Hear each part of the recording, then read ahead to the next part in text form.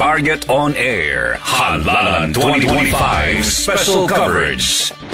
Reports at updates ng halalan ihahatid sa inyo ng Target on Air, Halalan 2025 Special Coverage ng Target on Air. Diyan sa Cabiao, Nueva Ecija, okay na ba si Kuyang Romel Roque? At diyan sa Cabanatuan City, nako. At nagkakaroon daw po ng aberya, ha? Saan bang eskwelahan yan, ha? Pakiano nyo nga para mas mabilis tayo, ha? Okay na ba si Kuyang Romel Roque? Paki-asikaso nyo nga kagad. At napakaraming nakapila, ha? Yung situation dyan sa San Fernando Sur Elementary School sa Cabiao, Nueva Ecija. Alamin natin yung kaganapan, ha? Kay Kuyang Romel Roque, ha? At umahanap lang po ng magandang signal, ha? At medyo masama daw ang signal. Sige, pakiano nyo, ha? Para makuha agad natin yung update ni Romel Roque, ha? Dyan sa Cabiao, Nueva Ecija, ha? Target on Air, Halalan 2025 Special Coverage. Reports at updates ng halalan ihahatid sa inyo ng Target on Air, Halalan 2025 Special Coverage ng Target on Air. Ito yung San Fernando Sur Elementary School sa Cabiao, Nueva Ecija. Alamin natin na yung kaganapan. Narito ang balita ni Romel Roque. Target on Air, Halalan 2025 Special Coverage. Reports at updates ng halalan ihahatid sa inyo ng Target on Air, Halalan 2025 Special Coverage ng Target on Air. Okay, Rex, dito sa may barangay San Fernando Sur Elementary School, Cabiao, Nueva Ecija, ay medyo bumigat yung traffic, dali ng traffic ng pareho, Rex, sapagkat bagong gawa yung kalsada, naka one way, at medyo masigla naman yung mga botante at medyo maayos. At kanina ay nakapanim natin ang napakahusay na barangay captain ng barangay San Fernando Sur, si Kapitan Reynante R. Estas. Ayon nga sa kanya ay matahimik sa kanilang barangay na mayroong 4 na eskwelahan, isa sa pinakamalaking barangay sa bayan ng Cabiao.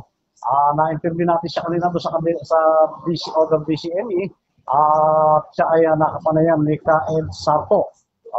Yung kanyang mga naging kasagutan tungkol sa kanyang barangay ay wala namang naging matinding nagiging problema dahil suportado naman ang kanyang barangay ni Mayor RBR, kung saan ay masaya itong mga tao na nasusuportahan sila ng kanilang mayor nung hindi pa panahon ng halalan. Tiyan mo na siguro. Kuya Romel. Yes, correct. Wala man nangyayaring aberya dyan sa mga bawat eskwelahan dyan sa Cabiao, Nueva Ecija. Kasi sa Pasig, sa ibang lugar, nagkakaroon ng delaying. Kumbaga naaantala yung bilang ng pagboto. Sa Cabiao ngayon, anong update ngayon? Sa Cabiao ay wala pa naman siyang bilangan. Actually, magsisimula daw ito ng mga ganap na alas 3. At tinatawagan ni Kapitan yung mga PWs at mga senior citizen na bumoto na kahit na dapat sana yung boto nila ay alas 5 ng umaga, yung mga hindi nakaboto, ay pagbibigyan pa rin priority kung dalhin sila. And nasunod ba doon sa mga senior citizens yung napakaaga ng pagboto nila? Ang nasunod naman yung kanilang panuntunan na Karex. At yun lang, talagang maraming matatanda mga senior na hirap bumangon at talaga ng mga inaakay, mabagal lumakad. Hindi na talaga nakaboto lahat. Sa sandaling ito ay marami pa rin bumubotong mga senior at mga PWs.